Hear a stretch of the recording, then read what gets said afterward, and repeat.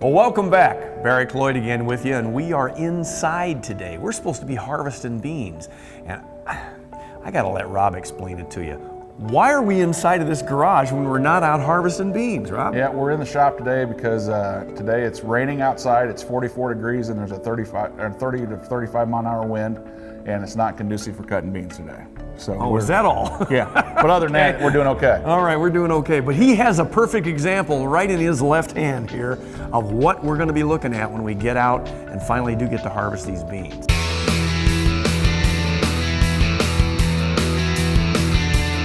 Really? Very cool.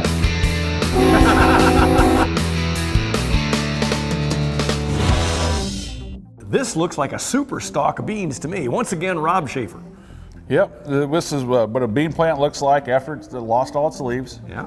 And what we looked at last time was the different flowers on the stalk, okay? And remember I told you we were hoping to get a pod per flower. Right. And on most of these we at least got 2 pods, and a lot of them we got 4 pods. And then each side, and why the pod is important is because inside the pod is where the actual bean. This is where the action's going on, huh? Yep, this is where the actual bean All right, shows up. The combine will cut this stalk off right here. Right. And then the reel will bring it into the combine and then into the feeder house, and then the rotor will separate the outsides here, this fuzzy pod, and it'll separate the beans and put them in the tank, and then that from the tank and the auger, and then it goes into the wagons or the trucks, and then goes to the elevator and becomes soybean meal, soy oil, and soybean hulls. The actual outside is actually what we call a hull, the hard thing, and they'll actually press that into pellets and feed them to cows, so nothing gets wasted during the process. Well, Rob, you know, this time of year, I've been driving down the road and at night, and I'll see farmers out there working their fields at night. 24 hours a day they're doing that. Is that the same thing with beans? On corn, they pretty much can, but on beans are a lot more fragile, and there's only certain times that when they cut right, okay? And what I mean by that is that there's a sickle bar on the front of the head, and it actually will cut the stalk off, okay? And then the reel will actually bring it into the head, and then this stub will be left, okay? But this is like only certain times of the day? Yeah, usually from like 9 in the morning to about 9 at night, and then they get tough, and then the sickle bar won't cut right. 9 in the morning, and get your second cup of coffee before you go out. Yes, sir. Yep. Right. Yeah, beans are a lot nicer on the people. You got to take a little break and not work as hard. All right, Rob, you got your second cup of coffee, you're ready to roll, you head out to the field, you climb up in that combine, you crank that thing on. What happens next? Well, it's a lot easier for me to show you than it is to explain it, so let's put our warm clothes on and let's go out and look at the combine. Sounds like a plan. Let's go.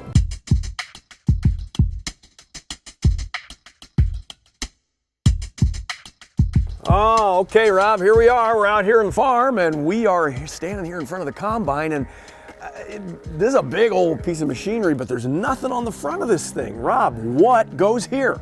This is where the actual head goes for the soybean head. We call it a draper head, and it's 40 foot wide. It mounts right here, and then once the stalks are cut, it brings the beans to here. This is what we call the feeder house, and these are what we call gathering chains.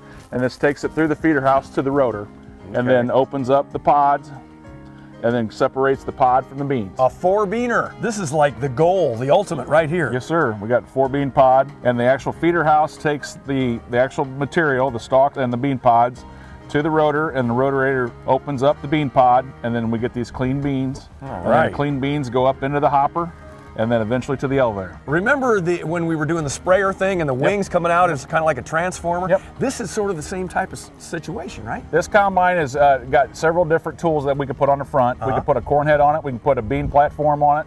The bean platform will also cut wheat, it'll cut sorghum, it'll cut a lot of different crops.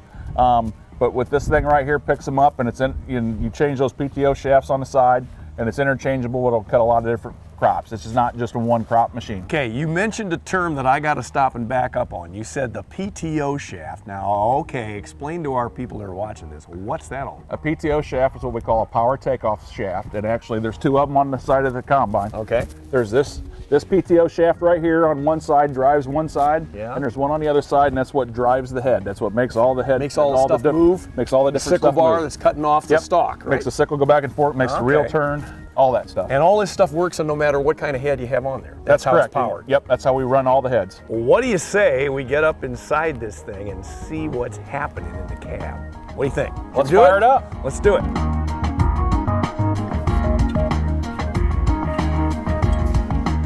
Next.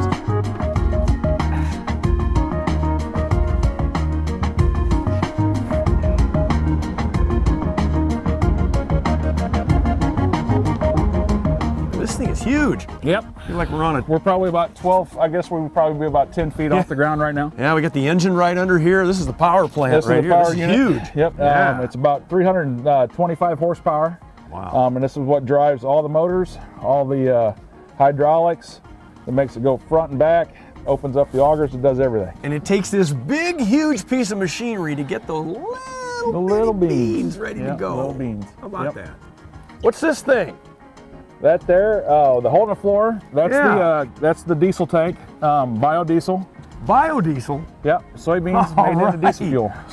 So you harvest the beans, you get the oil out of them, and you turn it back into fuel to put back into the combine to harvest the beans. Sure do. That is cool. Yep, that's what we call sustainability. Yep. I love it. Yep. All right. Well, I got to check this out. Mind if I go take a look? Yep, go ahead. All right, let's do it.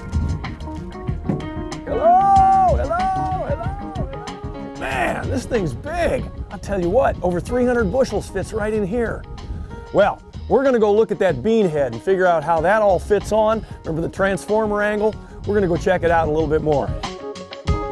Well, here we are out in another field, and we've got this big combine bean head. This thing is monstrous, Rob. Yeah. Why did we have to come over here to this other field to see it? This combine head is so big that we have to trailer it between fields. We can't drive it, we can't leave it on the combine and take it to each field. We have to actually take it off each time, and then we're going to do that bean field right over there. So we parked it here. The combine actually will sit on this trailer, and we'll pull it with a truck or a tractor to the next field, and then the combine will actually come in here with that feeder house and actually pick it up off the trailer. And then we've got to put the PTO shaft on, hook up a couple hydraulic hoses with the quick connections here, and she's ready to go eat some beans. My goodness. This thing's got to be, is this the biggest bean head you can get? It's 5 foot smaller than the biggest one you can get. This one's a 40-footer. It's twice the size of my planter that you saw if you watch the planting part. Right. It's twice as big as my planter, but you can buy one that's 45 foot. Most of those are out west for wheat country and wheat harvest. There aren't too many of them in Illinois. But this is one of the biggest ones around. Okay, what's this thing do? Okay, this here is what we call the finger pickup part. There's two belts that run. Once those beans are cut and the reel brings them, they're on two belts. This is the main feeder house belt with the finger pickups on it. They rotate and go out long, and then when they bring the material to those gathering chains to get it into the feeder house. Got it. Well, let's go check out that sickle bar and see how those knives work and cut this stalk off. That'll work. Yep. All right, let's do it. Man, this is going to take a week to walk along the length of this thing. It is huge. Yeah, it is. Okay, what are these all about? This here is the reel. The reel rotates, and if there's a standing stalk, okay, these dividers here move the stalks off to the side so they can get it in here, Barry, and this sickle bar right here goes back and forth. Sure. And you see the serrated part, and that's what cuts the stalk. And going back to the weather, when they're wet, they don't cut very well. When they're dry, they cut really easy, and that's why they only run certain amounts of time when the weather's fit to get them cut, unlike today. Once it's cut, it'll take it, it'll drop it onto the belt.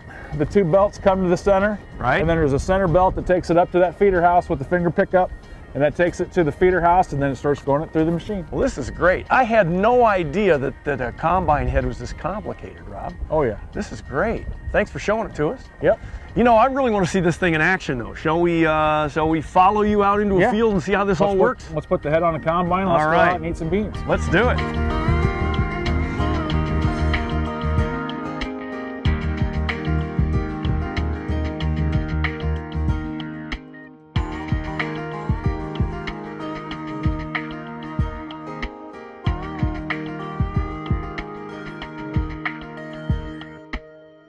All right, Rob, thank you very much for all your help. We're gonna leave you at this point because we're gonna follow on our journey from pod to plate, and this is where we have to say goodbye to you. So thanks again. Yep, thanks for coming. Do appreciate it. Well, we got a hopper full of beans, and we're gonna head on to the next piece of our journey from pod to plate. We're going to the elevator, so stick with us, all right?